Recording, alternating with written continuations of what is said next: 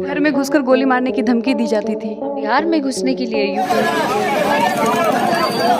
तो हेलो दोस्तों, आज के इस वीडियो में मेरे पास काफी सारे इंटरेस्टिंग न्यूज है, खासकर पवन सिंह, अक्षरा सिंह और पूरे भोजपुरी इंडस्ट्री की तरफ से। तो वीडियो में लास्ट तक बने रहेगा, काफी मजा आने वाला है आज के इस वीडियो में। तो सबसे पहले हम बात करते हैं पवन सिंह और अक्षरा सिंह के बारे में। तो क्या पवन सिंह ने अक्षरा सिंह को सचमुच जान से मारने की धमकी दिया था? जी हाँ दोस्तों, दरअसल अक्षरा सिंह 2 दिन पहले एक इंटरव्यू के दौरान ये बोलते हुए नजर आई कि उनका और पवन सिंह के बीच में जब ब्रेकअप हुआ था, उसके बाद अक्षरा सिंह पवन सिंह के चंगुल में न रहकर उनके खिलाफ कई सारे इंटरव्यूज देने लगी, जिसके चलते पवन सिंह को काफी सारी बदनामी का सामना करना पड़ा और इसीलिए पवन सिंह और उनके टीम ने अक्षरा सिंह को घर में घुस के मारने की धमकी तक दे दिया। आप लोग अक्षरा सिंह के उस बयान का एक छोटा सा क्लिप देख सकते हो। मेरे लिए नहीं छोड़ा। घर में घुसकर गोली मारने की धमकी दी जाती थी। बिहार में घुसने के लिए, यूपी में घुसने क्यों? के सिर्फ लिए। इसलिए कि अक्षरा एक लड़की थी। क्योंकि अक्षरा बोल दे रही थी, अक्षरा अपने लिए खड़ी हो रही थी, अक्षरा को अपना मुकाम बनाना था खुद के दम पर। तो चलिए आगे बढ़ते हैं और अब बात करते हैं खेसारी लाल यादव के बारे में। तो दरअसल खेसारी लाल यादव का एक वीडियो बहुत तेजी से वायरल हो रहा है, जिसमें खेसारी लाल यादव एक बस ड्राइवर को बीच सड़क पर घसीट कर धक्के मारते हुए नजर आ रहे हैं। लेकिन अब आप लोग पूछोगे कि उस बस ड्राइवर का गलती क्या था, तो मैं आप लोगों को ये बता दूं कि उस बस ड्राइवर का बस इतना ही गलती था कि उस बस ड्राइवर से खेसारी लाल यादव के फॉर्च्यूनर में गलती से एक धक्का लग गया, जिसके बाद खेसारी लाल यादव उस बस ड्राइवर को बीच सड़क पर घसीट कर धक्के मारते हुए नजर आ रहे हैं। जैसे कि आप लोग उस वीडियो का एक छोटा सा क्लिप देख सकते हो।